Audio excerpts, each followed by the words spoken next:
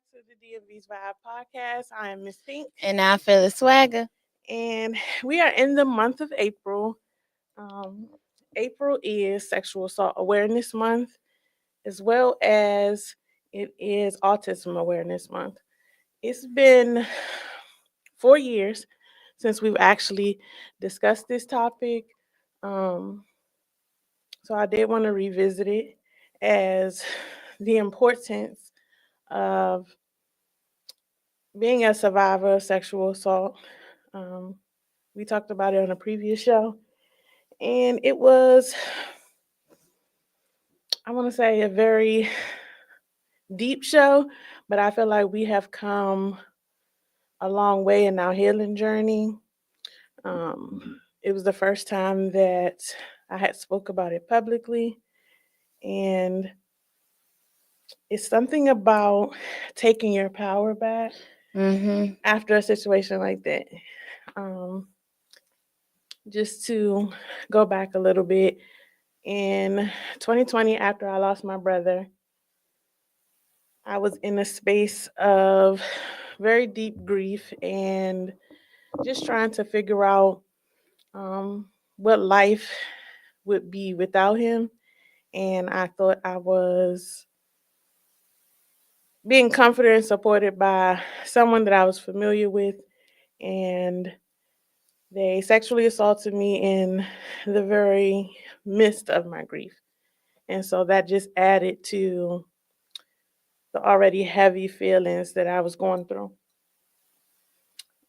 A lot of victims do not report, um, do not report anything, and it's not because we don't want the person to. A lot of it is because people don't believe women.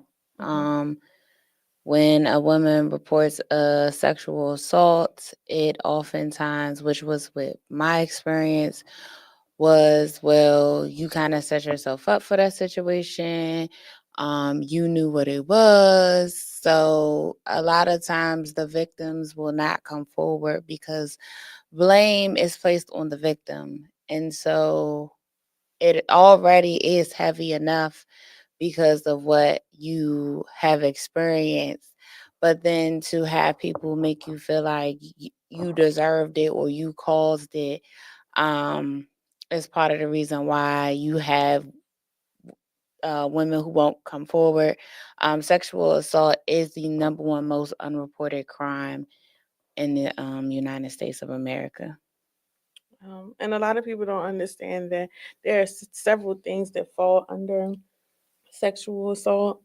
And so it impacts everyone. It can be male or female, a victim of sexual violence, and people who commit sexual abuse, harassment, and assault is this in all communities.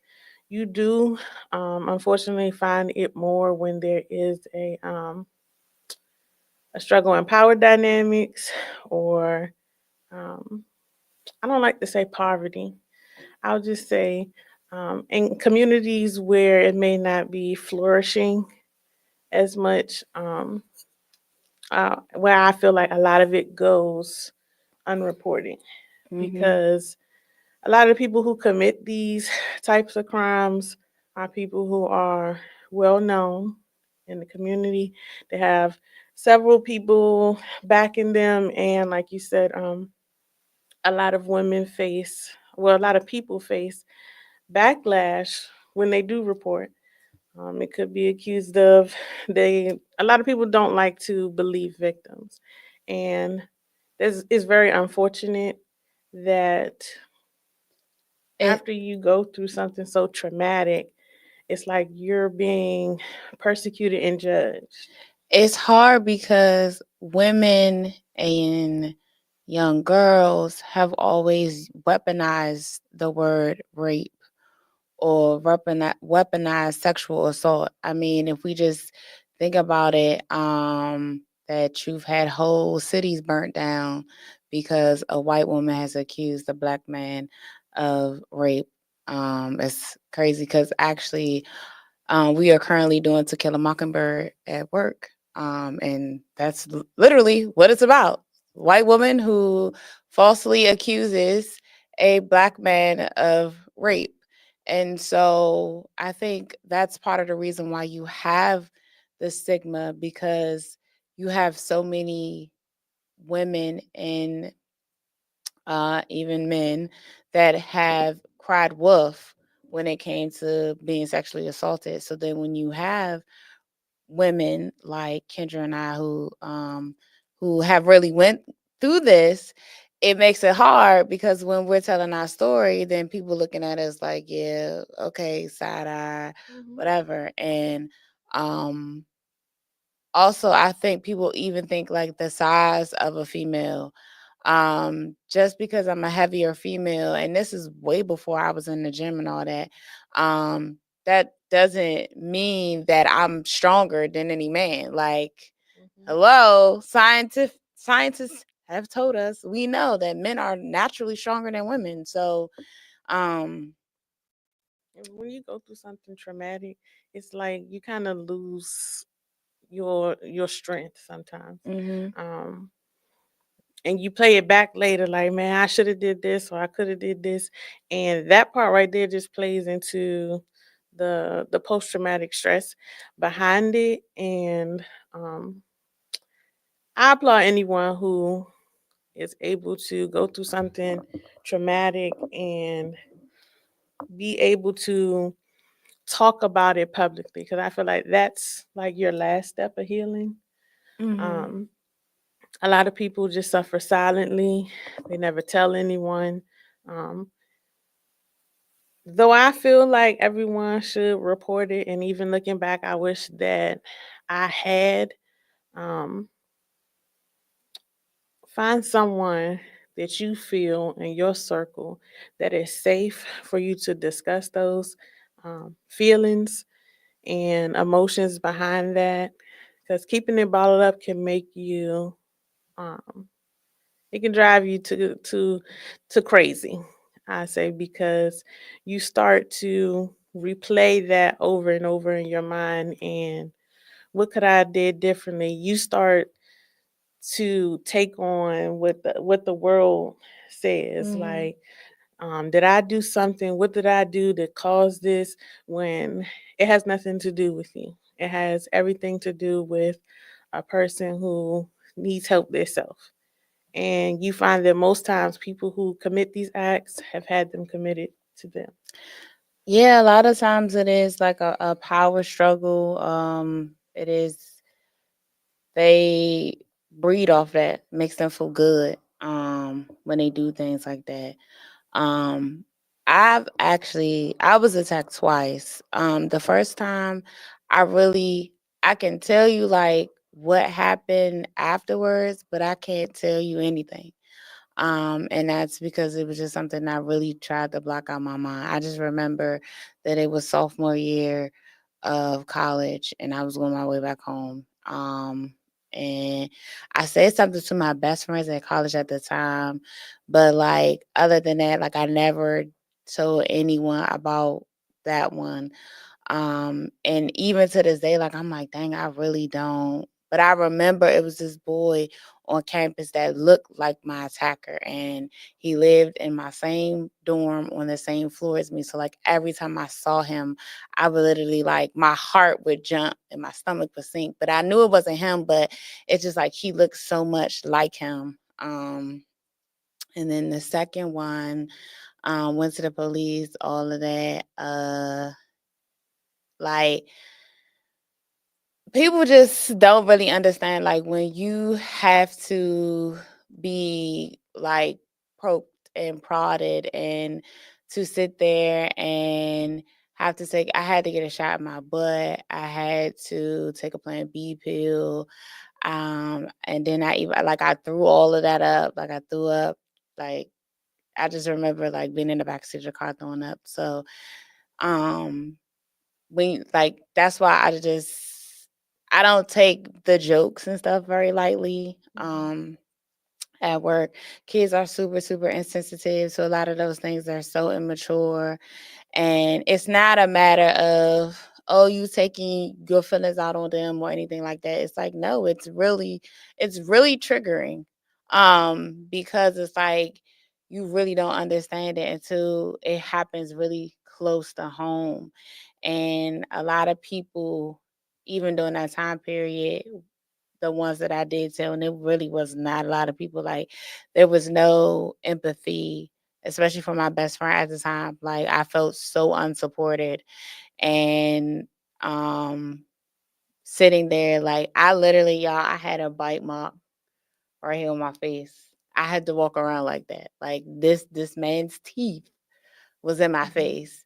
And I had to walk around with bruises and stuff like that. And to feel unsupported by your friends, or to have people make you feel like you're the victim.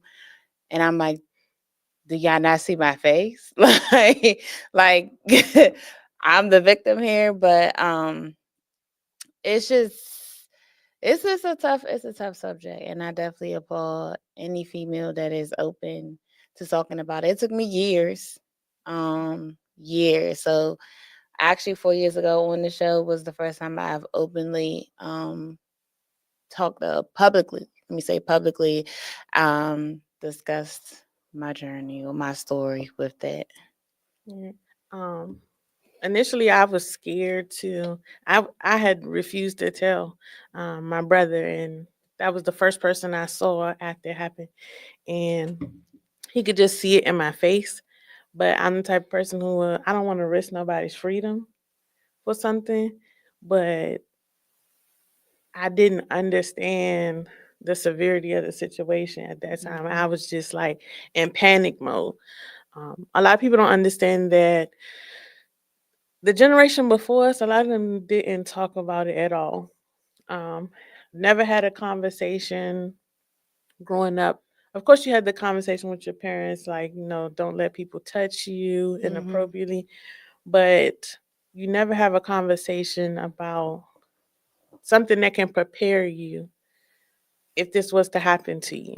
Um, 1 in 4 women are sexually assaulted. And if we really think about that, that number is crazy. That's a lot of females. hmm I saw a video of this lady who is an advocate, and she goes from city to city doing conferences. And it was about a room of maybe 400 people.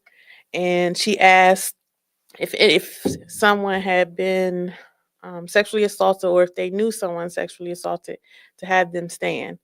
Just about everyone in the room was standing. Her next question was, how many people of those people that you know or yourself reported it? And more than 90% sat down. And it's extremely alarming that, one, as we stated, it's not just women who experience it, it's also men. And understanding that men are sexually assaulted by both men and women. Mhm. And those numbers can be extremely surprising and alarming because men don't talk about things nearly as much as women do. Also, because when it happens, especially when guys are like 9 and 10 years old, and it's 13, 14, whatever year, it's like, sir, you were molested. hmm You were taken advantage of. But because it's a young boy with an older woman at the time, they look at it as like a rite of passage. And it's like, hmm no, it's nasty. You were definitely taken advantage of. And sometimes that causes and this can go both ways, male or female, it causes them to be hypersexual. I have worked with children that have been molested, that have been sexually assaulted. Had a student years ago who was already a sex offender, but he was literally doing what was done to him. He was doing it hmm to like other students. And so, like, men, I know y'all think that's cool, but it's no, because you didn't get that. I feel like your opportunity to grow older and make that better decision was taken from you, because it's like y'all, it's like, oh, y'all think it's fun in the game. It's like, no, baby, that lady was disgusting, and 42% of men. that lady needs to be locked up. Absolutely disgusting. I don't understand how these teachers are out here doing these things with their students, because they know way. That is absolutely disgusting. You know what? Well, I'm not even going to start down that path, but all you we can really do is pray that the minds of the people who are supposed to mold your children are stable, healthy, and they know better. That's all. Unfortunately, you can do when you send your child to school. Hmm. 32.9% of adults with intellectual disabilities have experienced sexual violence. I know y'all seen the Netflix joint, Say You Love Me. Listen, that is a prime example. I was just talking to someone the other day about, it was a case, I can't remember, where the man broke into assisted living or something, no, intellectual disability, like something with someone who had was labeled ID, and had sex with her and got her pregnant. Like, I really think it's a special place in hell for people who take advantage of those people. That is absolutely disgusting. Like, I just, When I worked for social services, that was some of them. Like you see a lot of different cases there, and as someone who was, I was not specifically say a case worker, but I dealt with a lot of people in that community, and there was this one particular person. It seemed like every other year she was pregnant. And at her age, I don't think that she should have still been trying to get pregnant, but her oldest was like 21 and the youngest was like 6 months. And she had like a total of like 9 kids. And I'm just like to have that cycle keep going, and then you have your oldest kid who just had a kid, and that's a lot. it, It's a lot, and I just know that at some point you have to stop and think about what are you doing to your body. Um, why are you letting that person do that to you? but I also, so when it comes to with ID, a lot of times they don't really understand. They truly don't. Yeah, I know I'm a special education teacher, so I see this all day, every day. So I feel like people, because when you have an intellectual disability, your brain literally, depending on what else is going on cognitively, you're probably stuck at like a certain age, and you only understand things to beyond whatever your mental, you can't understand things beyond your mental capacity. So when it comes to people who have those type of disorders, a lot of them are actually hypersexual. So Down syndrome children tend to be more hypersexual. Children with autism tend to be more hypersexual. Kind of just depends on when they fall on the spectrum. So when it comes to stuff like that, like, I've those people, that's why I say it's a special place in hell for people like that, because you literally are taking advantage of the fact that Mhm. they don't understand. But just like those of us that are operating to our top capacity as far as our intellectual can't even speak today, as far as we are as intellectuals, okay, it feels good. So we like sex feels good to us, anything that feels pleasurable. So they're, of course, they're going to want to keep doing it because it's a pleasure to them, it feels good. And it takes me back to, if you ever watched the Netflix series Say You Love Me, that young man's brain was operating at 6 to 12 months old. And because that lady took advantage of him, she did. He would have never known what sex felt like. So it would have been something that his brain didn't necessarily have to figure out, right? Well, let me not say never, but he wouldn't have known it in that capacity. That lady took advantage of him. Like, she raped him in her office. And it caused other issues with him once that separation came. So when with people with intellectual disabilities, then people really be taking advantage of those people. And they are, and it's hard to sometimes it's hard to know where to set that boundary when it comes to the conversations. Like, as I said, I had to see her every year, and throughout the year we had like mid-year checks with them, and all her children were by the same man, and they were married, but every time she got pregnant he would disappear. And I felt sorry for her daughter for her being the one that turned into a caregiver for multiple kids who also ended up having disabilities. Um, I just think, like you said, it's a special place in hell for people who take advantage of people with disabilities, senior citizens, elderly abuse. It is real, and the fact that anybody could commit that crime against an elderly person is beyond me. Like, you're a very strictly sick person. Um, we want to talk about how you can also support survivors, and that is a big thing for um, someone who has survived it, because they may not. Some days are going to be better than other days. They might not always be the happy, cheery person. Sometimes I know someone who, every time around that time, you could tell that they were anxious or they had like anxiety. They didn't want to go out anywhere. Um, the best thing that you can do is support the person in whatever way that they need support, whether it's someone to talk to, whether they just need you to come and just be a body near them in order to, be able to function normal. A lot of people don't have a safe space. There are resources that I will be posting. Again, there are resources in every state when it comes to sexual assault. They have a sexual assault hotline number where you can talk to someone anonymously.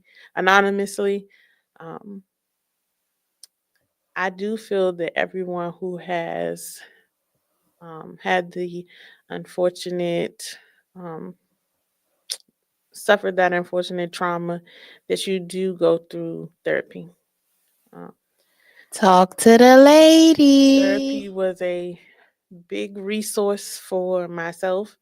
Um, and understand that it's not going to be easy to talk about it. And that's one of the things, in order for you to grow, you have to be able to have those hard conversations, whether it involves you or someone else. Um, but definitely go through therapy. Um, there is um, the Sexual Assault Awareness and the National Sexual Violence Resource Center. They do have a mission statement for this year called "Together We Act with Purpose. United We Have the Power to Change the World for the Better." And it's really about promoting a culture of consent and respect. And I know a lot of times we often talk about that with our young ladies in our community, but it needs to be talked about from a male aspect too. Just understanding, I've seen a lot of athletes be accused of things, and no one can prepare you for someone's vicious acts or lies. The thing you have to do is you have to be self aware of your surroundings. Don't put yourself in situations. I know some people who are outstanding men in our community, and if it's just themselves and one other female, they do not go anywhere behind closed doors. They had those conversations. So of when other people are around, just because unfortunately, you never know the intentions Mhm. of people. Um, but the importance is definitely having that conversation with your children, and so that they understand how important it is. Um, a lot of it does happen in schools. It it definitely does happen in schools, and I think also the conversation, because kids can be manipulated. So I think those are conversations that need to be had with kids as well, and then parents just also pay attention to your kids, because there are definitely signs there. Because even as a educator, you conversation, you hear things that come out of kids' mouths. So sometimes there really are signs there, like there could be some type of sexual abuse, or there could be something going on there. Um, I can't tell you how I've had numerous children who have been victims of molestation, rape, um, and it's been done by their own mother, their own father, their brothers, like, and I'm talking about blood brothers, same mother, same father, but like, so I think this is just something, like, definitely pay attention, parents definitely pay attention to the signs, definitely have those conversations with your kids, because parents, they fucking, they doing it. They doing it. At a younger and younger They're age. doing it. And they're doing it with no condoms. I'm just telling y'all that, you know what I'm saying? That there it's been done. So definitely need to have those conversations with the young men and women about rape and sexual assault. Um and protecting yourself. And it's only so much we can do. And there are certain conversations that I definitely don't feel comfortable with when it comes to my students, because I feel like this is something that your mother, father, your guardian needs to talk to you about. But I'm telling y'all right now, these kids is out here. They out here. And they out here with no condoms. They out here raw dog getting any and everything. I'm telling you. And I work in middle school. So I'm telling you, Mhm. they doing it, like, for real, for real. So definitely need to start having those conversations um with these kids, and the rapes, the sexual assaults, all of those things, they're still happening. It's still happening in these schools. So definitely, definitely, definitely have those conversations with your kids. Yes. Also, it's important for everyone to understand that old saying that they used to tell us, like sticks and stones are hurt spoons, but words when no, words do have power. Words can carry a lot of weight. They can shape the minds of your children, which you are allowing them to watch or intake daily, um, can all affect them. I know for me, after going through that, I don't think I could watch SVU for like a year afterwards, just because I think I empathize with the situations too much, that then I started being angry that I felt like I didn't have justice. And so just be extremely mindful of some of the things that people say, and some of the jokes or the casual jokes that people rumble off is a direct reflection of how their mind works. Um, it's a lot of people who make certain jokes, and I feel like in the black community, whether it's someone famous or something that they saw, and they are not mindful of their surroundings. They're, like I said, the statistics are 1 in 4 women and 42% of men. So while you think that you're just sharing a joke, let's say we're sitting at the bar and someone's sharing a joke, you never know who may be triggered or offended by it. Um, like I said, I will post the resources in reference to if someone needs any resources of talking with someone or reaching out to someone, or if you want to be an advocate. Um, but I do, this month is just very special for me as someone who survived the trauma and being able to talk about it. Because there's a lot of things that I suppressed.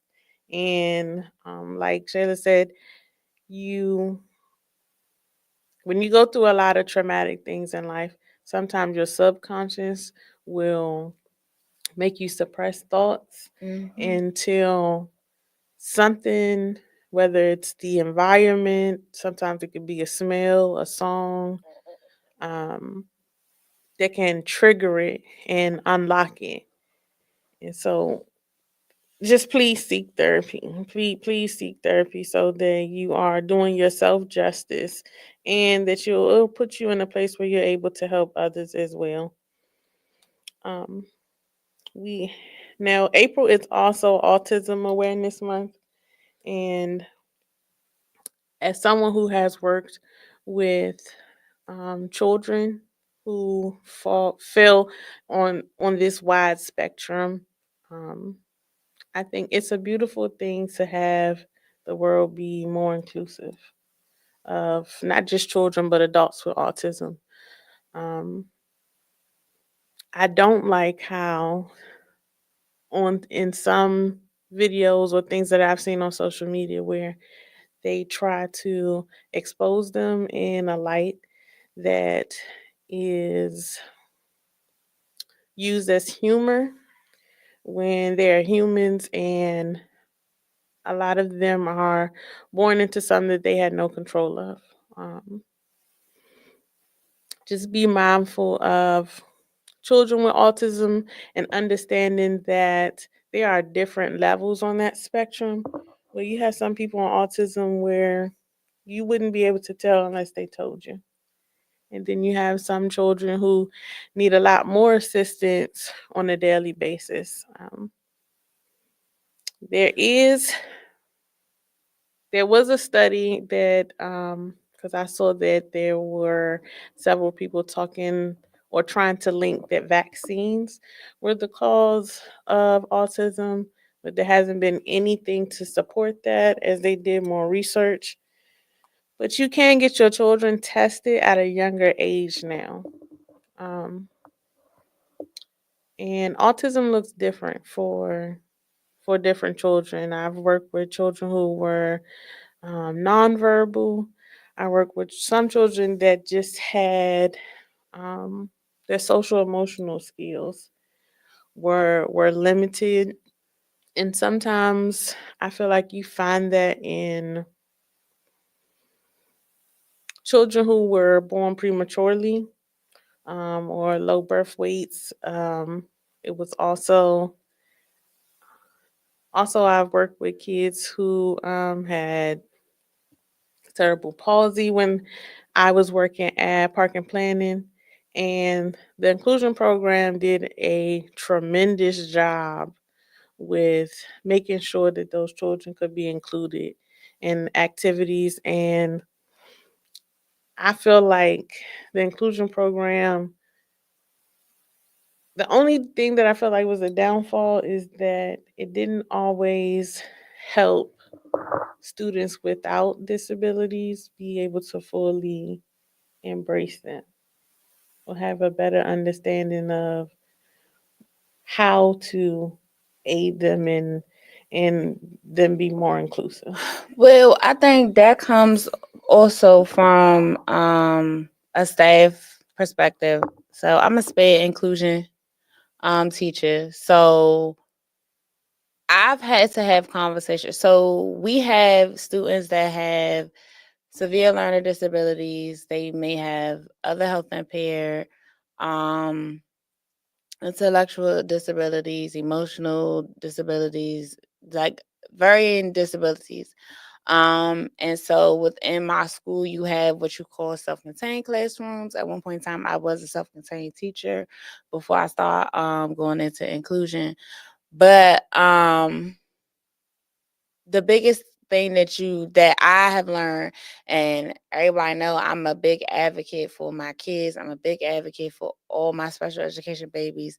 Um, Anybody who has ever worked with me in any school know that I'm an advocate for the kids and I'm a ride hard for whoever. But my spare babies are my babies.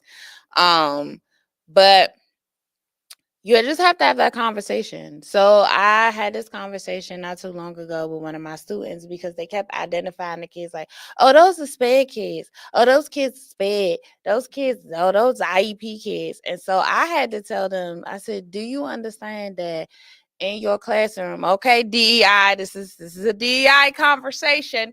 Do you understand that in your classroom, you have classmates who have IEPs? Because when we talk about special educational things about, we only think about autism or we think about disabilities you can see. Mm-hmm. And so we don't think about the ones that we cannot see. You can't always tell that somebody has an intellectual disability just by looking at them.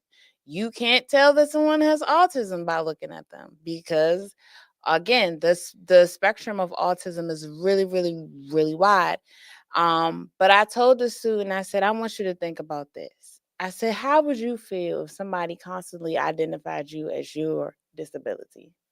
Um, if they, hey, there goes autism. Oh, hey, there goes dyslexia. So, um, having that conversation with kids will actually help them learn to embrace it. So it's not necessarily the kid, it could be more so the staff trying to do more stuff to be inclusive. I've seen where there's a blind student and the whole grade had an assembly to explain to their entire student body, like, hey, when you see this student, student is blind, this is what they have this stick for. So I think also doing stuff like that helps with being inclusive. Mm-hmm. um Autism is just one of those things where you just don't know. And to piggyback on what Pink was saying, you do see a lot of videos of children with autism being painted in a negative light because you see them attacking teachers and staff and stuff like that. Yes, I've done it all. So I've been a part of that as well. Same. But with autism, there's just such a wide variety because yes, you can have students that are or people that have autism, but they also have troubles with self-regulation, so they might have an emotional disability. So a lot of times they struggle with, again, self-regulation. So they have a hard time processing things with their emotions and their feelings. Extreme reaction. They don't understand social cues. A lot of them, so sometimes being diagnosed with autism, sometimes you're coupled with other things like ODD, which is a defiancy disorder, ADHD, ADD, what's the other one? Obsessive compulsive disorder. So it's like there are numerous things that can come along with autism. That's why we say autism is such a broad spectrum. So you have students or kids that literally have to do things the same way, but that's where the OCD um Repetitive behavior. comes in, repetitive behavior. I literally had a student, she knew what time to go to the bathroom, the 3 bathroom times. If you were 1 minute late, she was going into a behavior. If there was traffic and she was late to school, she was attacking her mama in the car. Like it Autism is such a wide variety, verbal, nonverbal. I've worked with kids that were nonverbal and may have something else going on with them. Um, Sometimes they may be on like a tube, like you gotta feed them. Like it's such a wide variety when it comes to autism, but I have fun with them. They're so funny because, and then they don't Unpredictable. unpredictable, Mhm. and them being funny. It's not like they're doing the things that they do on purpose. But until you see an autistic kid rap a Biggie song, like trying to tell you, like it's like it's the most entertaining thing, but it's fun because you they can still learn. They Mhm. still can pick up things.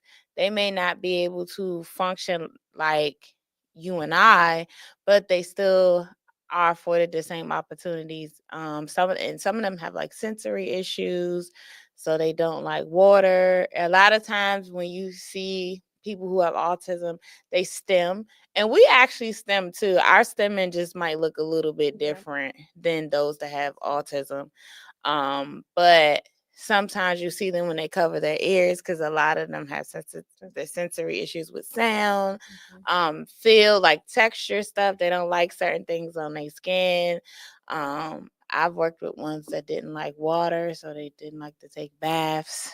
Um, who that was rough.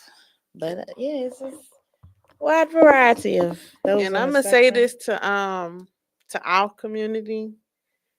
Even if your child is identified as someone who falls on the autism spectrum, it is not the end of the world. It is not the end of their life. Um, d- do your due diligence to do to make sure you utilize all the resources that are available to be able to support your child. There's nothing worse than having a parent who is in denial of their child being on the spectrum and not helping them so that your child can still be on the honor roll, still participate in activities. You just have to learn what their coping mechanisms are, what you can do to support it, and how you can help others who deal with your children to support them through those times. The one thing that I've seen more of lately is parents who are afraid to have the conversation. Um, or they'll find out that their children are on the spectrum and they don't share that information with other family members um, or the teachers that their children are working with. And so, Oh, the teachers listen. Sometimes y'all y'all try to keep it from us, but when you know, you know. I'm telling mhm, you, I've been in special education for so long to the point there. I laugh because when I used to do children's church, there was a couple kids. I'm like, I just know they got IEPs, mhm, and then sure enough, found out. Like you just when you know, you know. But please don't be in denial, because I'm telling you, your child, they just gonna fall behind, and they're mhm, ultimately gonna suffer in the end because you want to be in denial about your child's diagnosis. And then also you have parents who are accepting, but then they have outrageous expectations for their child. Unfortunately, some of them are not going to be the president of the United States of America, but that does not mean that they cannot be successful. But I've literally seen where parents have put unrealistic expectations on their children. And I'm just like, we know that they, realistically speaking, they're not going to be able to do certain things. Now, does that hinder them? No. It's just like there are some things, just like in life, some things we're able to do, some things we're not able to do. But we know our limitations. So I think when it comes to the success of your child, especially a child with a disability, yes, they can be successful and they can experience a whole lot of things, but we also have to have realistic mhm. expectations. Absolutely. Boys are 4 times more likely to be diagnosed with autism, um, which was, I don't know, for me, it was a little bit I was surprising. gonna say, I wonder why. Um, at the school that I worked at, it was separated.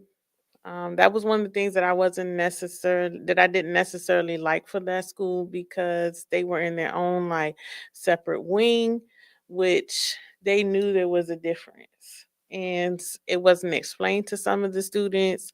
I understood that it was because they were worried about disruptive behaviors, but they learned to me they did really well with having a smaller classroom. um, a lot of them just had that explosive response when things weren't like you said when So things weren't done. emotional regulation. They couldn't emotionally hmm regulate.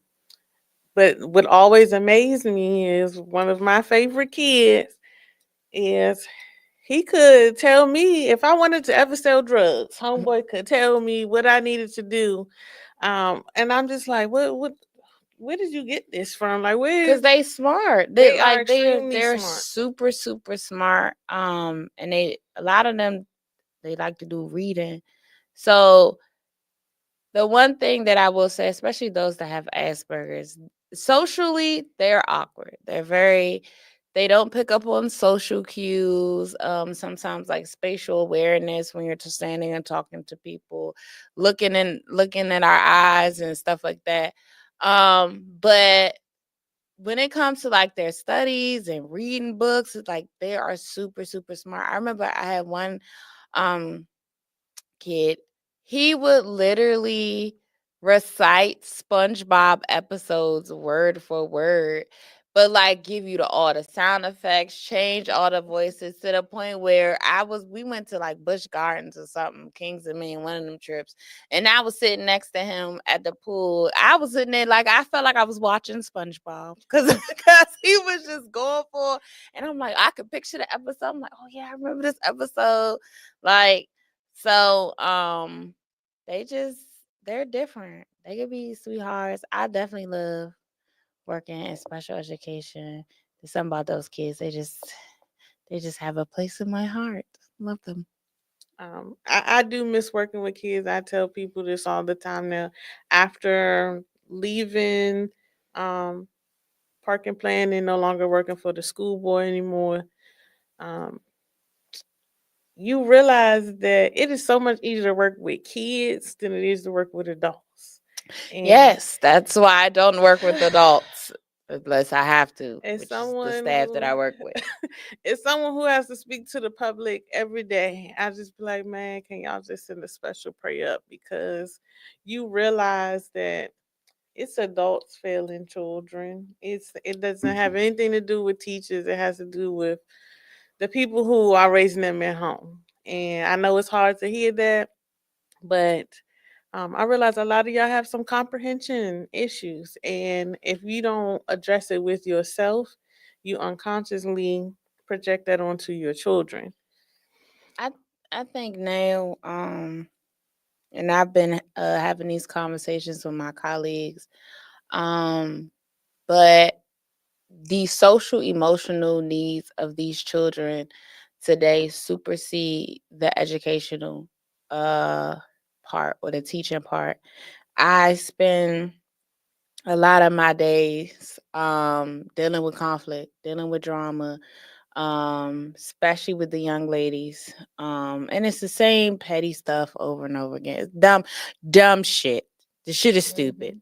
hmm Um but because they don't know how to regulate their emotions. They don't know how to not have a conversation with their friend that made them upset without it. Oh, bitch, I'ma fight you at the school. Meet me outside. Blah, blah, blah. Like they don't know how to do that. They don't like literally.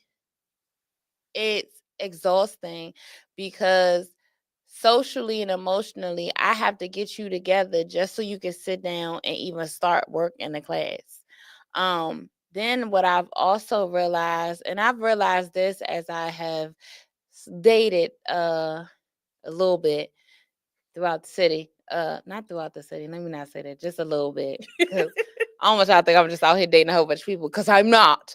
Um, but I've also noticed that a lot of these parents are providers physically, but they're not providing mentally and emotionally, because Yes, do these.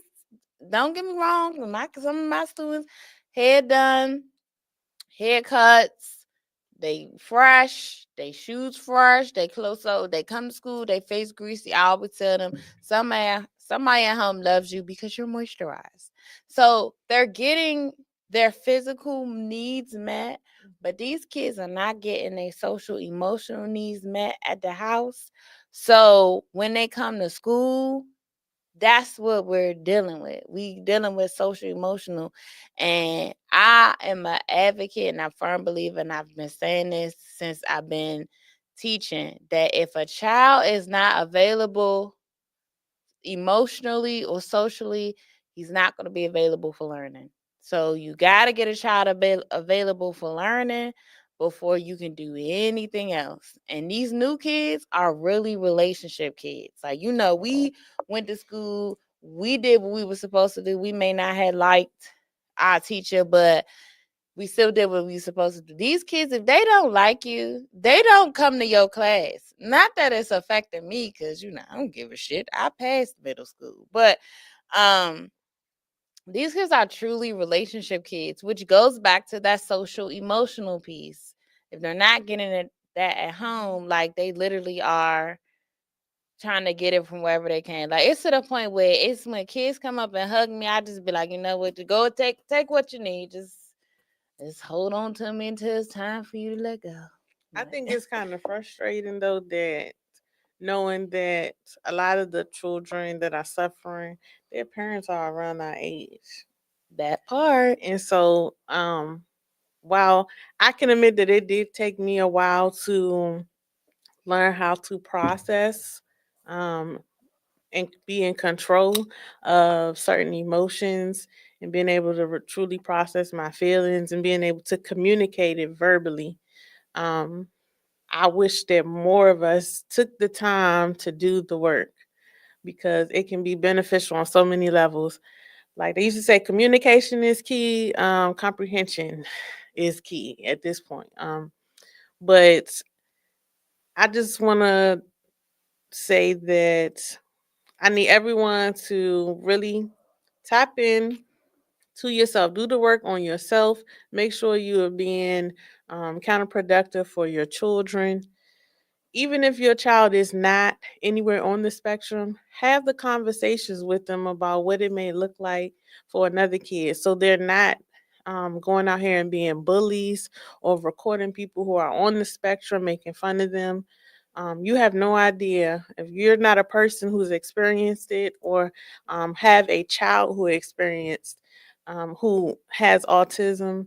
You have no idea how hard it is to get up every day and realize that you're different from the other people around you and still be able to function normally, which would be normal for you without feeling left out. And that's where I feel like a lot of our children now they do things to fit in, Hmm. and it can lead them down a path that not only will the parent be paying for, but it could also affect that student's long term achievement. I think that's the hardest thing that I struggle with as an educator with this generation is them want not being an individual. Like, I look at them and I'm like, y'all really are get wits. Y'all really will run over here to what y'all think is the hottest, hang with this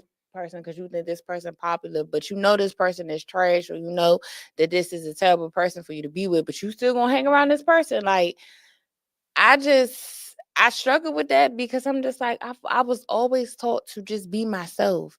And I was always taught, like, to walk to the beat of my own drum. And when I look at these kids, I'm like, y'all really just don't have that instilled in them. Like, they need to identify with something or someone. And I'm always like, y'all just find two or three people, like, find somebody that you feel is like minded like you, that you would want to hang with. But it's a struggle for them, and it's a struggle for me because I'm like, I don't even know how to even convey this message anymore because I really feel like I've always just been my own person. And it's trying to get them to understand that, like, to be your own person, because who is for you is for you. So those people Mhm. gonna come to you. You don't have to grab onto this person over here or then grab it onto that person over there. But I don't know, this generate like they They're a want little clingy. that A little part. clingy. I feel like for our generation, we definitely like while we were kind of concerned about our friend circles, we also understood that um, things can change at any given time, any Mm-hmm. moment. And as you go through each stage of your life, you're gonna separate from some friends, you're gonna gain some new friends, and you're gonna realize some of these people you thought was your friends was not your friends. Mm-hmm. But trying to explain that to children, they be looking at you like you speaking a foreign language. Listen, and apparently I speak that foreign language every day. um, I do want to say for autism awareness, they do have a challenge going on for the month of April. Take on 36 miles. That means to walk 36 miles throughout this month between April 1st and April 30th. Again, I will be posting resources for both Sexual Assault Awareness Month and Autism Awareness Month. You may see me wear blue next on our next show just to further represent autism awareness.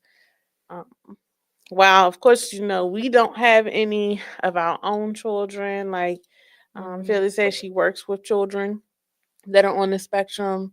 I've previously worked and have hold some very dear kids close to me that are on the spectrum, and it is amazing to watch them achieve new heights and sometimes exceed the expectations. Because, as we stated earlier, realistic expectations Mm-hmm. for your children, regardless of if they have autism or not, just having realistic expectations. I think sometimes um, well, I'm gonna say in my case, I felt like my parents had super high expectations that they put on me that were not verbally discussed.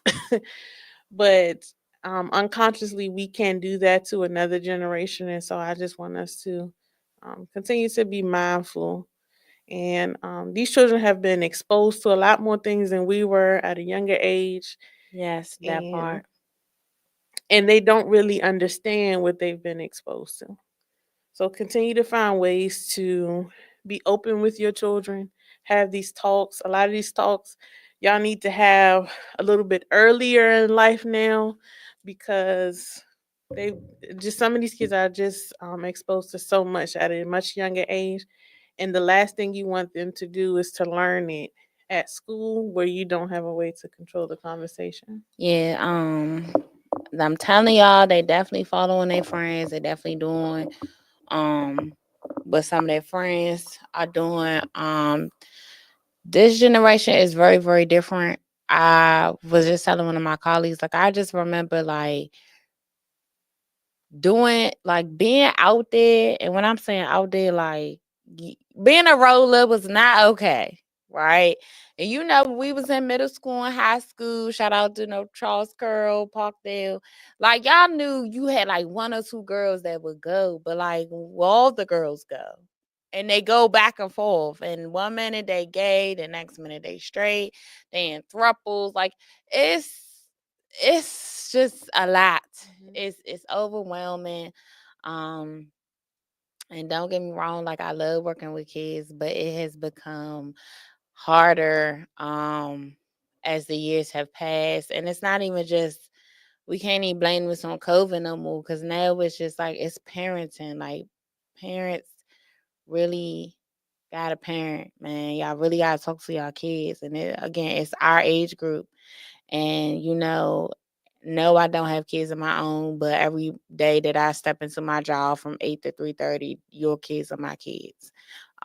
Those are my kids. And I tell them that all the time. I'm responsible for each and every one of y'all in here. From the time I'm here to the time I'm gone. So I think it's just Parents just gotta be parents. And we came out straight, y'all. So I don't understand what we switching up for. Now I'm here for the apologizing to your kids and stuff like that, because I feel like our parents never apologize. Black parents, they don't apologize. They just, but you hungry, you want some fruit. You know what I'm saying? They never acknowledge when they were wrong. They just move forward. So I do appreciate that our generation is doing that. But there are other things that our parents did, our grandparents did, that we turned out just fine. Cause these kids not gonna turn out just fine. Like it's scary. It's really scary. I'm really scared for them. Absolutely. So before we wrap up our show, I know I was kind of slipping in the month of March. We're doing the shout outs to Black women owned businesses. But I do want to shout out a Black business this month, this week, and that is the Oasis Fresh Food Market that is down in Fort Washington.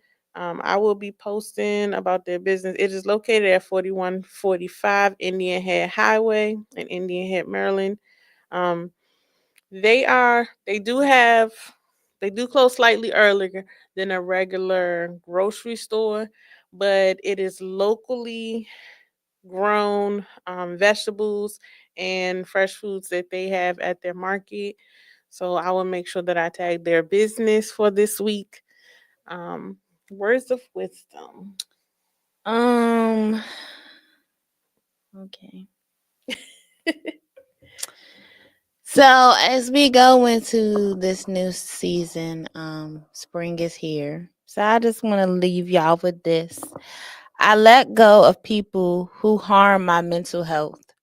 Um, and I say this because I feel like that we hold on to people longer than we should. Um, and a lot of times we're holding on to what once was, and or the memories. And when you realize that this relationship that you have, and this does not have to be a romantic relationship, it could be a platonic relationship or working relationship, that is starting to be detrimental to your thought process, your everyday life. Like, you wake up, this is constantly on your brain. Every time you talk to them, they fluster your energy, you get frustrated. Like, I think it's time to let them go. And that's about creating boundaries. So I'm at a place in life where, for real, if you fluster my energy, if you constantly make me frustrated, like, you gotta go. Like, I can't deal with that, because I don't want to be in chaos. I don't want to, every time you come around, and it's not even just my mind, but my spirit is bothered. Like, I don't feel good being in your presence. Like, you need to let that go. Now, I know that in certain places we can't control everything, right? Because the first thing I'm thinking about is work. Work need to go, because it's detrimental to my mental health. But however, I need my job. So we have to create those boundaries. So that's when you create boundaries to where you don't allow that to actively affect your mental health. And also, talk to the lady. All right, that literally. And I told my principal this. I said, the lady is keeping me in. She is keeping me together in this building Monday through Friday. Okay, so let go of those people that are bad for your mental health, and always remember to live fearless. Okay, my words of wisdom this week would simply be if you are feeling alone or like you feel like no one really cares about you, please reach out. Whether it is on Instagram, on Facebook, um, on Twitter, if you need someone to talk to. Now, I'm not saying I want y'all to reach out in these DMs and start sending crazy messages again, because you will be blocked immediately. But this is seriously for people who feel like they feel unseen. Um, I want you to understand that you are important. You do matter, whether whether is it expressed to you consistently, you're important and you belong here. If it was your time to go, the good Lord would have took you. Um, I want you to find a reason to be happy that is not attached to something monetary. Um, it is your responsibility to create your own happiness. Your happiness should not be relying upon a person, place, or thing. Find a simple joy in something that is not going to cost you anything. Um, I do want y'all to take care of y'all mental health every day, not just on the weekends. Take care of your mental health every day.